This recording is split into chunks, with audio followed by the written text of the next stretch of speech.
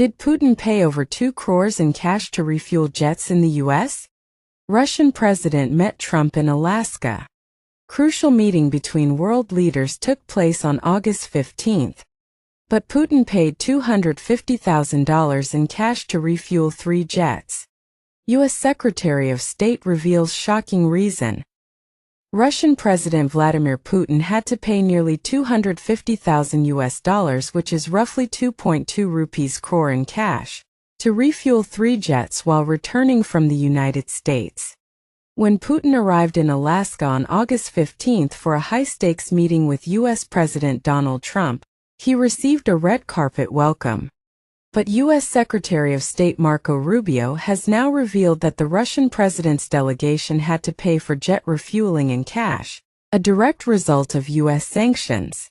While speaking to local media, Rubio said that the unusual payment was a direct consequence of U.S. banking sanctions against Moscow, which prevent Russian officials from using the American financial system.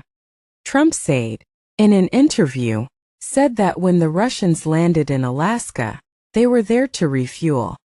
The U.S. Secretary of State added that they had to offer to pay in cash to refuel their airplanes because they couldn't use America's banking system.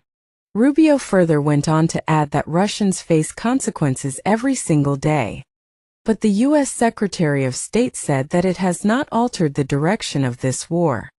In the interview, Rubio said that it doesn't mean those sanctions against Russia were inappropriate, but it hasn't altered the outcome of it.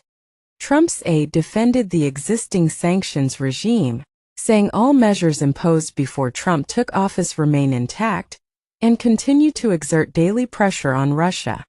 Rubio said sanctions take months and sometimes years to bite, arguing that additional sanctions could jeopardize ongoing diplomatic efforts to bring both sides to the negotiating table.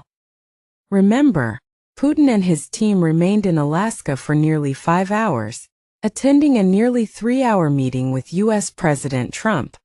While Trump later stated that no deal or ceasefire agreement had been reached, reports indicate Russia presented a proposal that Trump encouraged Ukraine to review. After meeting Putin, Trump met with Ukrainian President Volodymyr Zelensky and European leaders in Washington to discuss lasting security guarantees for Kyiv. Zelensky said he was willing to hold direct talks with Putin, but rejected any deal involving territorial concessions.